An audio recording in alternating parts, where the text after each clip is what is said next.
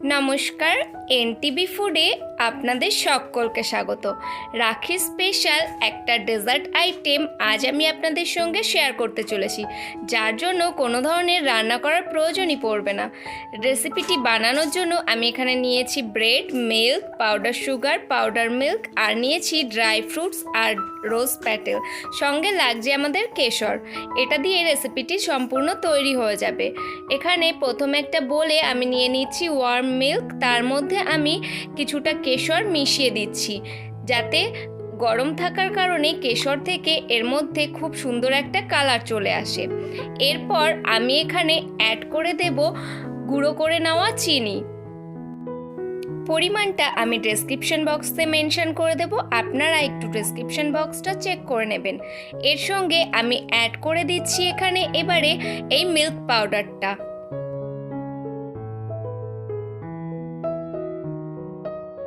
এরপর ভালো করে সমস্ত কিছু মিক্স করে নিতে হবে। যতক্ষণ না একদম মিক্স হয়ে যাচ্ছে ততক্ষণ আমি এটা মিক্স করে নেব। এমনভাবে মিক্স করতে হবে যেন এই গুঁড়ো দুধ থেকে কোনো ধরনের লাম্পস থেকে না যায়। যখন এটা এইরকম একটা পর্যায়ে চলে আসবে তখন আমি এটা সাইড করে রেখে দেব।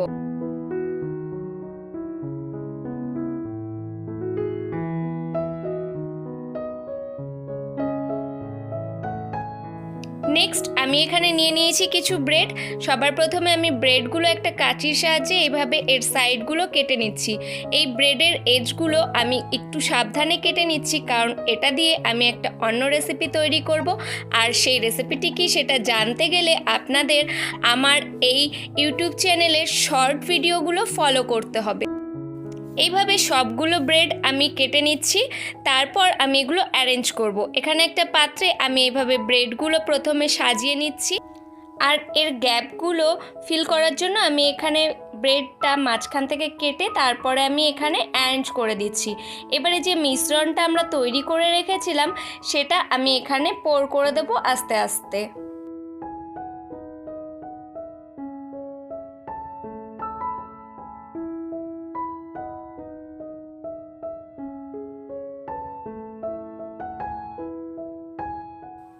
এবার ওপর থেকে ছড়িয়ে দিচ্ছি কিছুটা ড্রাই ফ্রুটস এবং কিছুটা রোজ প্যাটেল। আপনারা আপনাদের পছন্দ অনুযায়ী ড্রাই ফ্রুটস চুজ করতে পারেন। আমি এখানে আমন্ড দিয়েছি, আপনারা চাইলে অন্য কিছুও দিতে পারেন। তারপর আমি এখানে আরও একটা ব্রেডের লেয়ার দিয়ে দিচ্ছি এবং তার ওপরে আবারও এই যে দুধের মিশ্রণটা তৈরি করে রেখেছিলাম সেটা এখানে ঢেলে দেব।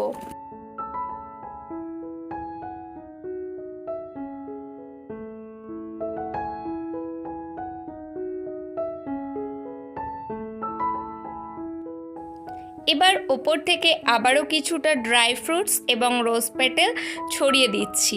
তারপর আমি এটা ঠান্ডা হওয়ার জন্য ফ্রিজে রেখে দেব 15 থেকে 20 মিনিট। তারপর ঠান্ডা এটা সার্ভ করব।